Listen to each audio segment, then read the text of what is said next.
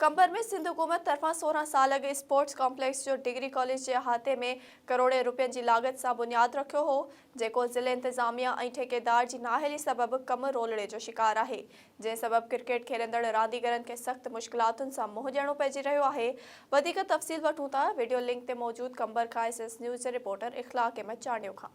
जी बिल्कुल, जेस ताईं तालीम ज़रूरी है, ज़हन के तरोताज़ा रखण लाइ खेॾण भी ज़रूरी है। ईअं ई जेको सिंध हुकूमत 16 साल पहिरियां डिग्री कॉलेज जे अहाते में स्पोर्ट्स कॉम्प्लेक्स जो बुनियाद रखियो, जेको हिन वक़्त ठेकेदार जी नाअहली ऐं ज़िले इंतज़ामिया जी अदम तवजो जे करे हिन वक़्त हिन जो कमु रुलहड़ जो शिकार है। 30 सैकड़ो भी हिन जो कमु न थियो आहे, जंहिंजे करे क्रिकेट खेॾंदड़ जेके खिलाड़ी आहिनि उन्हनि खे परेशानी सां मुंहुं ॾियणो पइजी रहियो। मुख़्तलिफ़ जॻहनि ते वञी करे क्रिकेट खेॾी करे पंहिंजो टाइम पास कनि था, पर हिन वाल जॾहिं असां क्रिकेट खेॾंदड़नि सां ॻाल्हि ॿोल कई त हुनजो इहो चवणु आहे त जॾहिं हिन जो 16 साल पहिरियां जेको आहे सिंध हुकूमत तरफां बुनियाद रखियो वियो हुयो त असीं ॾाढो ख़ुशि हुआसीं। जल्द हिनखे जेको आहे 3 साल अंदरि मुकमल करे असांखे हिकिड़ो सुठो जेको आहे सो कॉम्प्लेक्स जारी कयो वेंदो, जीअं असीं उते खेॾी करे जेको आहे असां पंहिंजो टाइम पास कंदासीं। पर हिननि जेको आहे सो हुकूमत जी नाअहली सबब ऐं ज़िले इंतज़ामिया जी ख़ासि करे जेके ठेकेदार खे ज़रिए जो इहो बि चवणु आहे त किरोड़ रुपया जारी बि थिया, पर उन बावजूद बि हिन वक़्तु हिन जो कमु मुकमल न कयो आहे, जंहिंजे करे इहे जेके क्रिकेट खेॾंदड़ खिलाड़ी आहिनि उन्हनि खे परेशानी सां मुंहुं ॾियणो पियो। उन्हनि जो इहो बि चवणु आहे त हिनखे जल्द मुकमल करायो वञे, जॾहिं त ठेकेदार खे हेॾी वॾी रक़म अदा करण जे बावजूद बि हिन जो कमु